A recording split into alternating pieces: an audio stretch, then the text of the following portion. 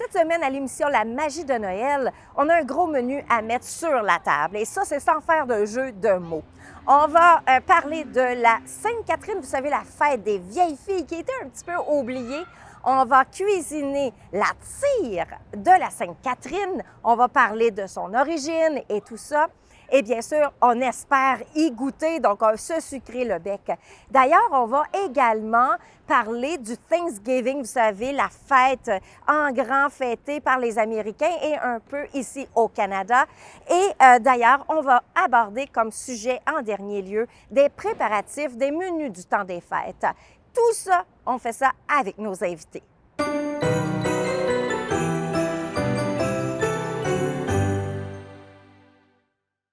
Bonjour à tous et bienvenue à la magie de Noël.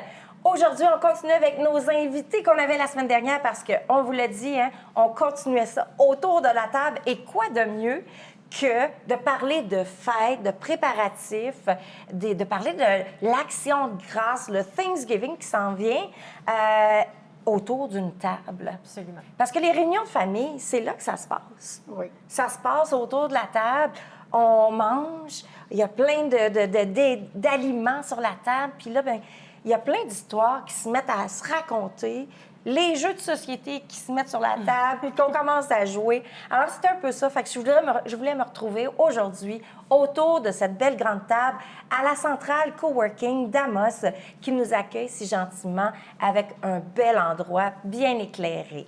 Alors, aujourd'hui, on parle de deux sujets. On parle du Thanksgiving américain et aussi l'Action de grâce des Canadiens, mais également, on va toucher tout l'aspect des préparatifs, des menus du temps des fêtes, parce que là, ça s'en vient très, très, très rapidement.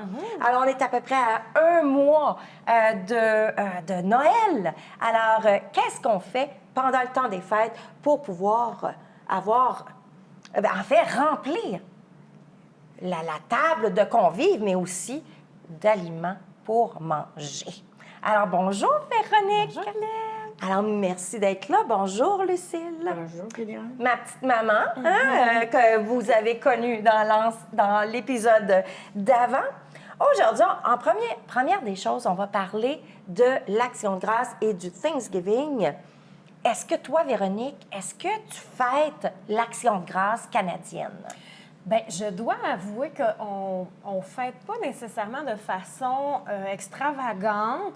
Je pense que ça s'est peut-être perdu aussi dans les dernières années avec la COVID et tout et tout.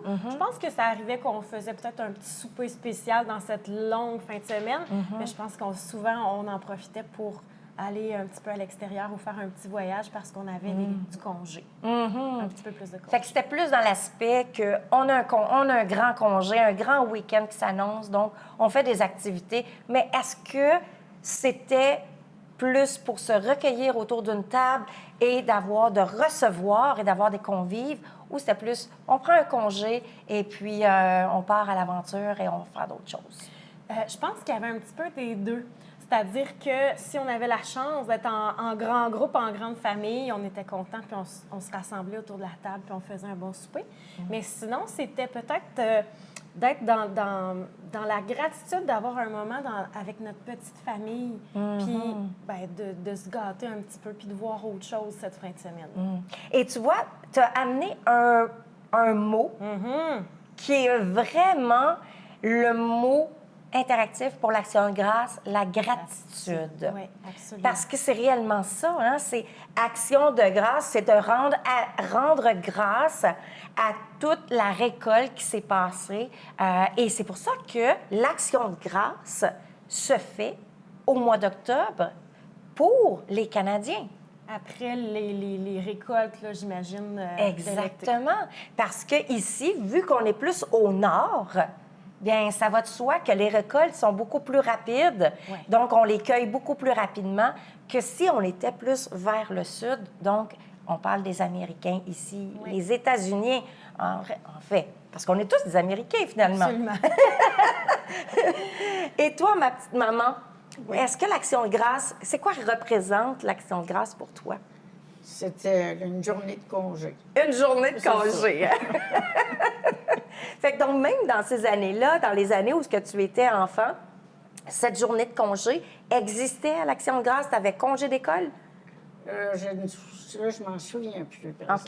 OK. Non. Mais tu avais quand même un week-end où est-ce qu'il y avait quelque chose de différent que ta mère préparait ce week-end-là ou c'était Non. pas quelque chose qui était vraiment fêté chez vous? Pas mal indifférent. C'était très indifférent. Donc, ça veut dire que quand je suis arrivée, quand je suis née, tu as laissé l'indifférence aller encore. Alors, on n'a jamais fêté l'Action de grâce. On n'a pas fêté. C'était plutôt congé de l'école. Hein? Oui. Et je pense que c'est un peu ça, ici, du moins au Québec. Ouais. Parce que je sais que dans l'Ouest canadien, on fête un peu plus, on est plus un peu comme aux États-Unis où l'Action de grâce est un peu plus fêtée, plus rassembleuse. Ouais, un moment d'arrêt C'est ça, pour la exactement. gratitude, justement. Exact. Ce que j'ai lu sur Internet, je suis allée chercher certaines statistiques et il disait que les Québécois, on ne parle pas des Canadiens, mais plutôt des Québécois, pour eux, l'Action de grâce, ça représentait une fin de semaine d'aller en randonnée dans les montagnes, dans les bois, d'aller marcher. Avec les feuilles d'automne. Oui, les belles exactement, couleurs. parce que c'est là où il y a les plus belles couleurs. C'est à l'automne. Et c'est un moment, comme tu l'as dit, de rendre grâce, un moment de gratitude pour justement les belles couleurs, la saison automnale, la fraîcheur qui commence à arriver. Et dans le après, donc après avoir fait cette randonnée-là, c'est là à la maison où là, on est peut-être sur le coin d'une table à siroter un café ou une tisane ou un chocolat chaud, dépendamment de la fraîcheur de la journée. Ouais. Aux États-Unis, par contre, la tradition se poursuit depuis des siècles. Alors, depuis des siècles, parce qu'on va en parler de l'origine, là, bien, pendant 4 jours, c'est des millions de personnes qui se déplacent pour se réunir. Ouais. Parce que pour eux, là, c'est la réunion familiale Oui, hein? aux États-Unis. Alors, ça se passe autour de la table, ils festoient et il y a un menu bien particulier. Et je pense que c'est le même menu qu'ici au Canada. Et le menu, c'est la traditionnelle farce. Farce et sa dinde, bien Oui, sûr, oui. les patates qui viennent avec, la sauce canneberge. Est-ce que toi, chez toi, il y avait ces menus-là qui se faisaient pendant l'Action de grâce? C'est une Est-ce que ça bonne arrivait? question. Moi, j'ai pas fait ça nécessairement Non? dans ma vie adulte. Je me souviens pas si plus jeune, on fêtait ça de cette façon-là. Je pense que chez nous, c'était vraiment Noël qui était plus fort C'est plus avec fort, hein? justement la dinde C'est et ça. tout et tout. là. Bien, tu amènes un autre bon point parce qu'aux États-Unis, l'Action de grâce, qui est le Thanksgiving, bien, c'est aussi fort comme fête que De la Noël. fête de Noël. Oui. Alors, pour eux, c'est là où ils commencent déjà à préparer les décorations de Noël, c'est festif, tout le monde se réunit, parce que j'avais déjà entendu dire, et je ne veux pas induire les gens en erreur, allez voir les statistiques, mais ça avait déjà été annoncé qu'il y avait plus de 1 million d'avions qui se déplaçaient dans le ciel le jour du Thanksgiving. Donc, c'est énorme en soi. Beaucoup de gens qui Les voyagent. gens se déplacent, voyagent, s'en vont rencontrer d'autres, la famille, les amis. C'est important pour eux. Un autre statistique que je suis allée chercher, ça m'a étonnée grandement parce que c'est 90 des Américains qui mangeraient de la dinde. 90 90 c'est énorme. Alors, je n'ai pas vérifié cette information-là, pour vous dire. Hein? On pogne de tout sur Internet, mais ça Oui. semblait assez crédible comme site Internet pour me donner cette information-là. Alors, au Canada, bien, c'est un peu similaire. Les Canadiens sont du genre, comme je le disais, plus aller faire des randonnées en Ouais. forêt. Et, par contre, rendre grâce, c'est un peu l'attitude du Canadien, que ce soit à la table ou dans le bois. Il rend grâce aux récoltes, il rend grâce à ce qui se propage, ce qui se vit en ce moment-ci. Un petit tour à l'histoire maintenant? sûr. Ça vous tente-tu? Oui. Dans les années 1800, la dinde était un mets qui était rare. On peut comprendre, hein? Oui. Donc, c'était des dindes sauvages à cette époque-là. Oui. D'un, il faut courir après. C'est moins tentant. C'est moins tentant. Puis, dans les années 1800, il devait avoir des genres de carabines. J'imagine que ça existait. Donc, une dinde, il faut que tu réussisses à l'attraper. Est-ce que il y avait des dindes beaucoup à cette époque-là? Je ne le sais pas. Sauf qu'un oiseau de 18 livres coûtait combien, vous pensez? Et en 1800? Oui, dans je les sais années 1800, là, combien ça pouvait valoir une dinde? T'achètes une dinde pour, justement, l'action de grâce. C'est Aucune une bonne idée. question. C'est une bonne Ouais, question. bonne question, hein? Savez-vous à l'écran? Je vais vous donner la réponse. Ça coûtait une journée de salaire. Aïe, aïe, aïe. Donc, ça veut dire qu'il n'y avait pas énormément de gens qui pouvaient se permettre d'avoir une dinde sur la table. Sauf que la dinde, elle est restée en tant que symbole. Ça, j'ai aimé ce terme-là, un symbole de générosité.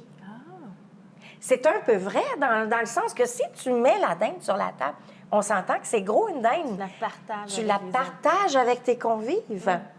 Donc, on mange la dinde pas tout seul. autres. Ouais, surtout pas cette grosseur-là. Donc, on fait un tour, on ramène encore dans l'histoire, on va aller chercher l'origine du Thanksgiving. Et c'est assez intéressant, les informations que je suis allée trouver sur Internet. En fait, en 1789, le président George Washington, c'est lui qui a proclamé la fête nationale du Thanksgiving. Et c'était le 26 novembre que ça se passait. Donc, le quatrième week-end, en fait, et eux, ça se passe à tous les jeudis. Donc, c'était le 4e jeudi du mois. C'est là où le Thanksgiving était proclamé, fête nationale. Mais fête nationale ne veut pas dire fête fédérale. Donc, la fête fédérale, c'est en 1863, pendant la guerre civile, que Abraham Lincoln a proclamé cette fête nationale fédérale, et ce, à chaque jeudi de la fin du mois de novembre. Alors, tout le monde pouvait avoir congé à partir de ce moment-là. On est arrivé un petit peu plus tard dans le temps, pas mal plus tard, je dirais, quelque peu. En 1939, le président Roosevelt, maintenant, lui, il a décidé de changer les affaires. Lui, il se disait, on veut revamper l'économie. On était en pleine guerre, là, en 1939, la Deuxième Guerre mondiale. Donc, on voulait revamper un peu l'économie et la relancer. Alors, il s'est dit, au lieu de faire ça le 4e jeudi du mois, on va le faire le 3e jeudi du mois. Pourquoi, vous pensez? C'est sûr que ça a une question économique. C'est souvent une question d'argent. Bien, je vais vous le dire. En fait, c'est parce que on voulait laisser un week-end supplémentaire pour que les gens puissent acheter leurs cadeaux de Noël. Ah, voilà. Voilà. Ça Donc, s'explique. et voilà, tu l'as dit si bien, l'économie, ça jouait sur l'économie. Donc, on était en pleine dépression, relancer l'économie, puis on pouvait... il décidait de donner quelques jours de plus pour le magasinage du temps des fêtes. Donc, c'était quand même généreux de sa part de penser aux gens, mais c'était pour réellement refaire vivre l'économie. Bien, on peut penser après, pendant la guerre, ça ne devait pas être évident. En effet. Alors, de ce côté-là. Mais en 1941, il a rechangé la date. En fait, pas la date, mais plutôt le 3e jeudi du mois est devenu le 4e jeudi du mois. On est revenu. Oui, on est revenu au 4e jeudi du mois et ça l'a resté parce que il y a trop de personnes qui n'aimaient pas le fait que ça soit le 3e jeudi du mois. Donc, ils ont écouté les gens mécontents, puis ils ont décidé, OK, on va refaire ça le 4e jeudi du mois. Mais par contre, au Canada, c'est resté pour lui le 2e lundi du mois d'octobre. Oui. parce qu'on sait pourquoi. On a parlé un peu tantôt. Oui. Les récoltes étaient plus rapides. Maintenant, l'origine du Thanksgiving. Alors, c'était la fin du 16e siècle que les Américains fêtent la saison des récoltes. Ça a commencé au Massachusetts. Et en Virginie aussi, qu'il mentionne qu'il faisait l'action de rendre grâce aux récoltes. Donc, ça n'a pas changé, c'est toujours la même chose. Et c'était une question de remercier la terre de toute son abondance qu'elle apportait. Donc, c'était... et aussi, bien, c'était mélangé, hein, pourquoi il y a eu un festin? Pourquoi ça se faisait autour d'une table qui avait vraiment un festin? Bien, en fait, c'était la célébration des Pilgrims qui étaient arrivés ici, en fait, aux États-Unis, entre autres au Massachusetts et en Virginie. Et les Pilgrims et les Autochtones, à cette époque-là, bien, les Autochtones enseignaient comment cultiver, comment rendre grâce à la terre, puis de comment bien récolter. Alors, ils avaient tellement fait une très belle récolte qu'ils ont décidé de partager leur récolte avec les Autochtones.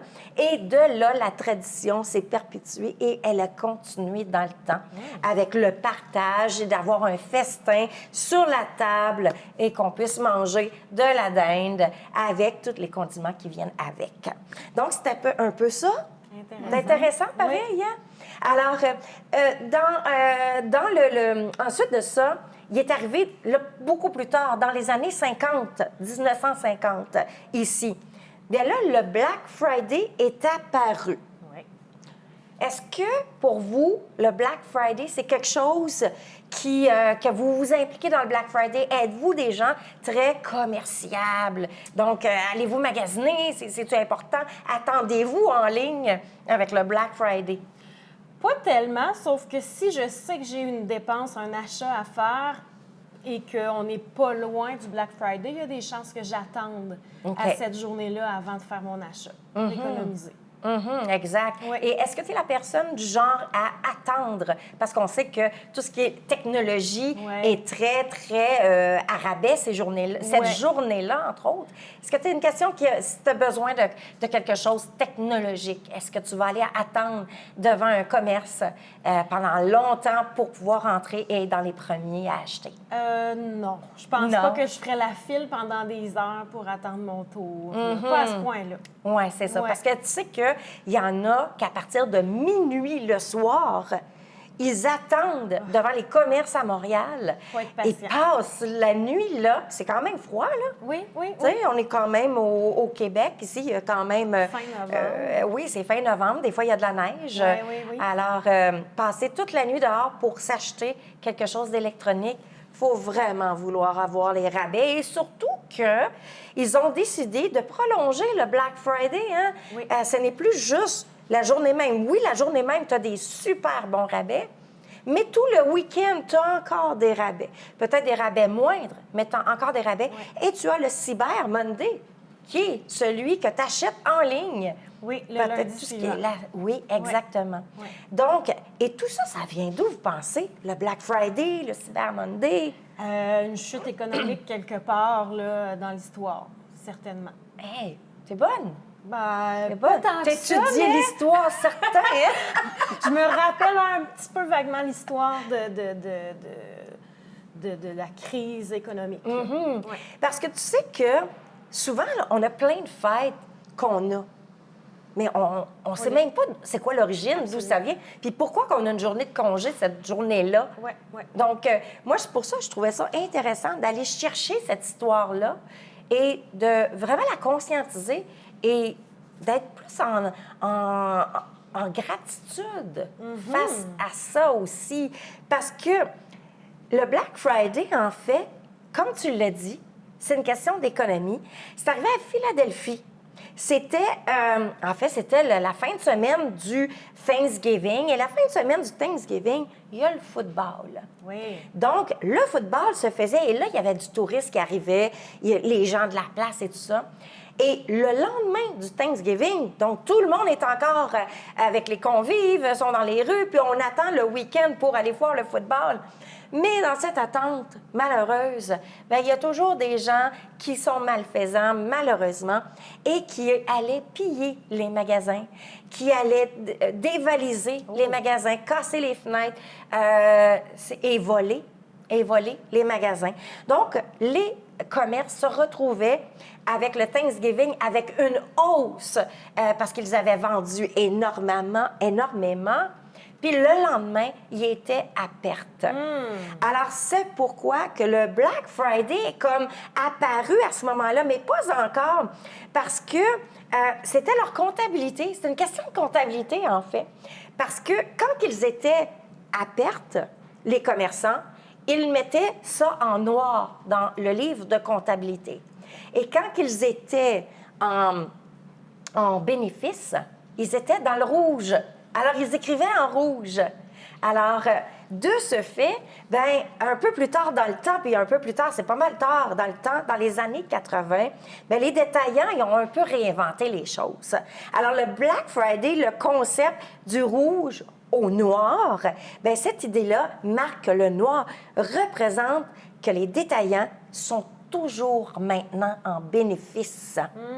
Donc, c'est pourquoi qu'ils ont appelé ça le Black Friday, c'est qu'après le Thanksgiving, on est encore en bénéfice. Ils voulaient garder ça de façon positive auprès de la population et rester dans un aspect positif et qu'on est en bénéfice. Intéressant. Fait que ça vient de là, le Black Friday. Alors, je trouvais ça intéressant. Puis par la suite, bien, il y a des aubaines qui se sont transformées. Le week-end de 4 jours est arrivé. Et bien sûr, avec la technologie d'aujourd'hui, le Cyber Monday a fait son arrivée beaucoup plus tard, là, quand que les ordinateurs sont arrivés, puis toute la technologie de l'Internet. Oui. Alors, c'est un peu ça. Alors, comment vous trouvez-vous cette histoire-là? Est-ce que ça vous amène, ça vous inspire, ça vous conscientise du fait, pourquoi que ça existe?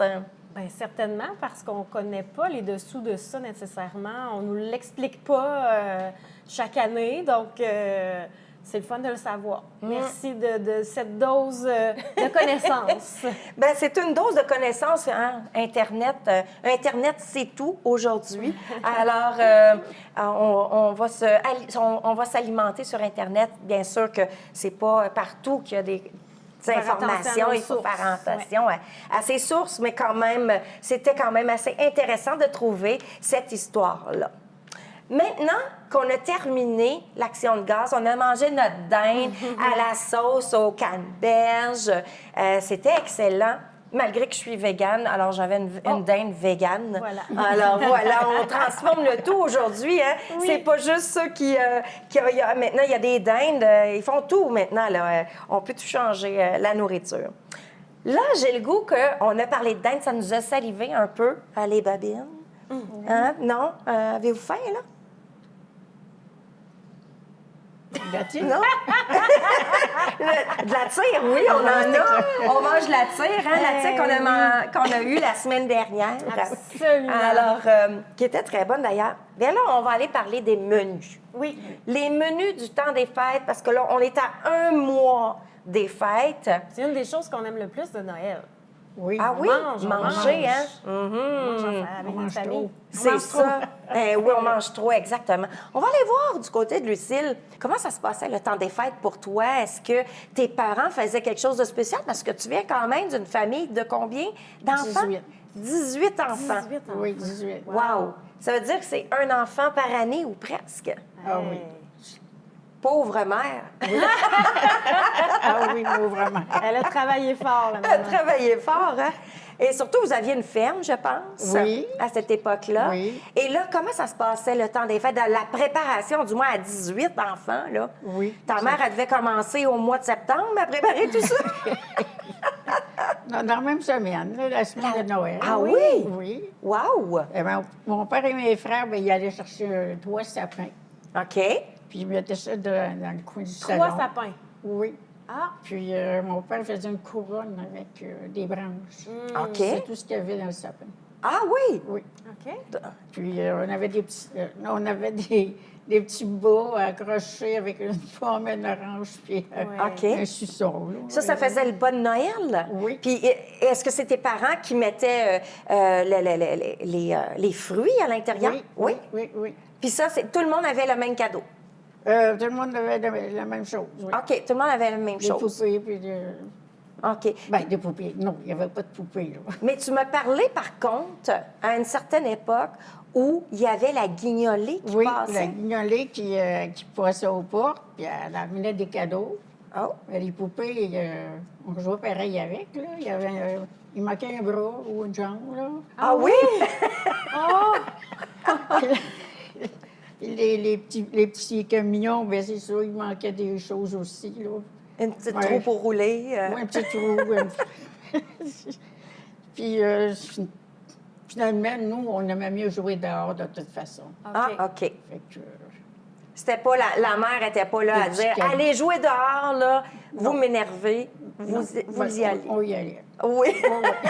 Ou vous avez d'affaires à y gang aller. qu'on avait, là, oui. On avait affaire à y aller, oui. Donc, ta mère, elle vous cuisinait quoi comme mets pour le temps des fêtes? Ben, mon père tuait un porc, là. OK. Puis ma mère faisait de la saucisse OK. avec des tripes du porc. OK. Puis de la tête de fromage, puis c'est ça, là. Y avait-il rôti des de desserts? porc. Oui, il y avait des tartes des tartes au raisin, OK. aux dattes, puis c'est ça, avec OK. des gâteaux. Avec des gâteaux. Des oui, gâteaux c'était ça, aussi? oui. OK. Y avait-il de la tourtière à cette Oui, il y époque-là? avait de la tourtière aussi, OK. de la dinde, de la tourtière. OK.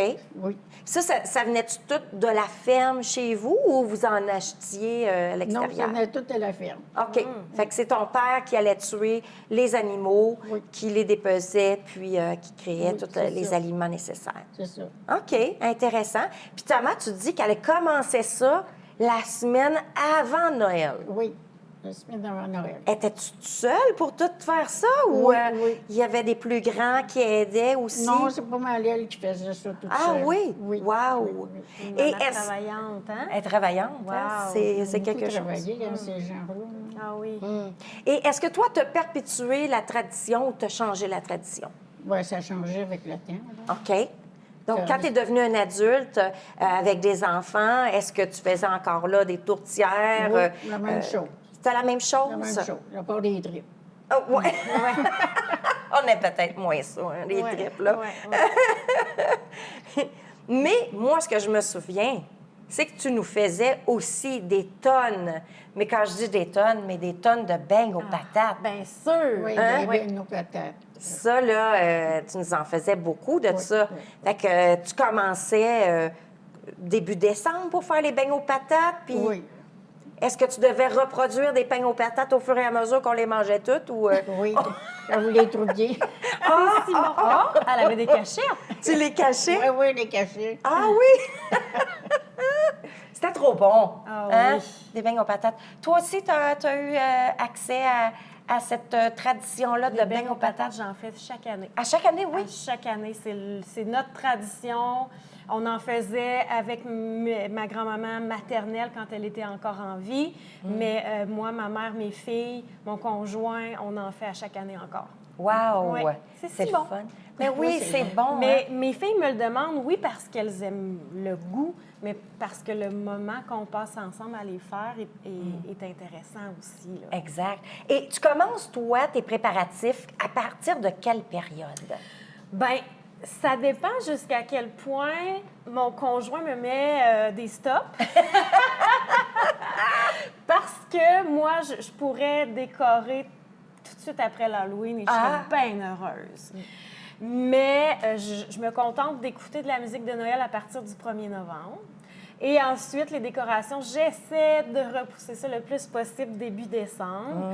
Puis au niveau de la nourriture, bien là, il y a peut-être les beignes là, aux patates qu'on va faire probablement partir de début décembre, mais sinon, c'est mi-décembre là, où on va commencer peut-être plus là, toutes sortes d'autres mets là, qu'on pourrait avoir besoin pour le temps des fêtes. Là.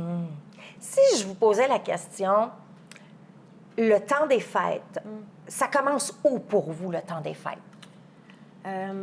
Ça commence dans le cœur à l'année. OK, c'est une bonne réponse.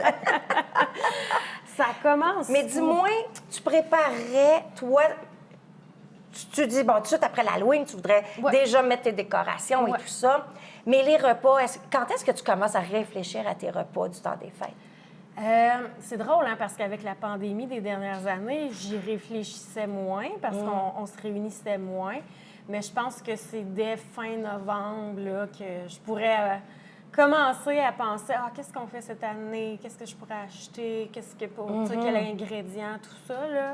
Je pense que c'est assez tôt quand même. OK. Et toi, je sais que maintenant, c'est tes enfants, tes petits-enfants qui te reçoivent. Oui. Mais quand tu étais jeune maman, on va appeler ça, tu commençais quand tes préparatifs? Une semaine avant Noël. Ah, aussi? Oui. Tu perpétuais la tradition Oui. de ta mère? Oui. Ah, Il y avait un congélateur, on mettait ça là-dedans. OK. OK. Intéressant.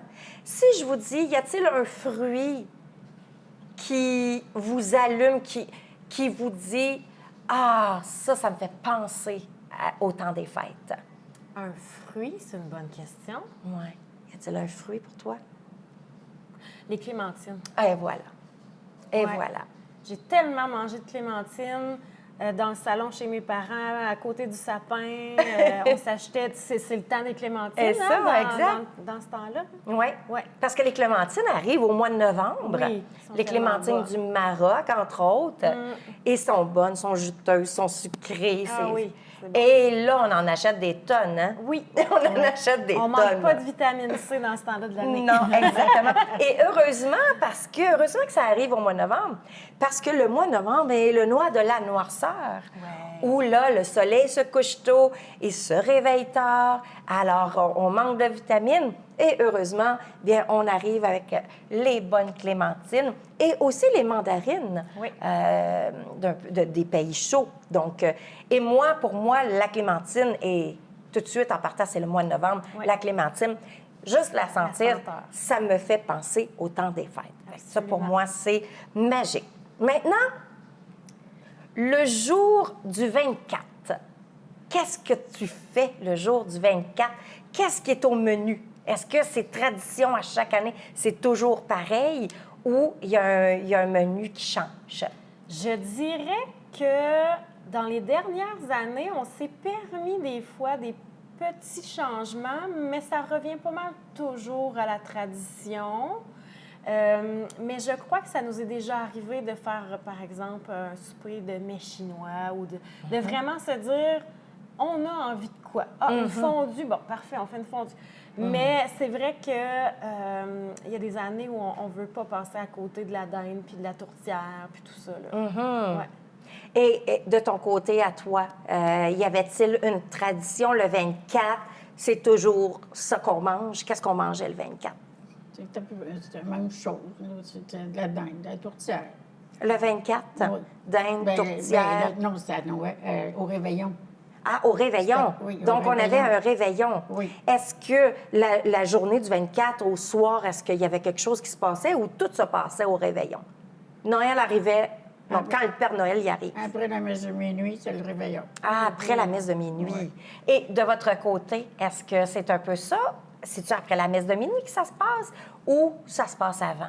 Ça se passe au souper du 24. OK, le souper du 24. Puis plus tard en soirée, les enfants déballent les cadeaux et tout ça. Puis je viens d'une famille de musiciens, mon conjoint aussi. Donc, il y a souvent des chants de Noël qui se font jusqu'à très tard là, à ce moment-là. OK. Puis le lendemain, le 25, souvent, il y a une autre souper? réunion de famille avec la famille de l'autre côté. Oui. Parce que le 24, on est souvent du côté des Bégins, la famille de mon conjoint, et le 25 de mon côté à moi. Parce que c'est ça, hein, faut Équilibrer les deux voir côtés. tout le monde. Donc, c'est pas évident là, de se rassembler tout le monde. Exact.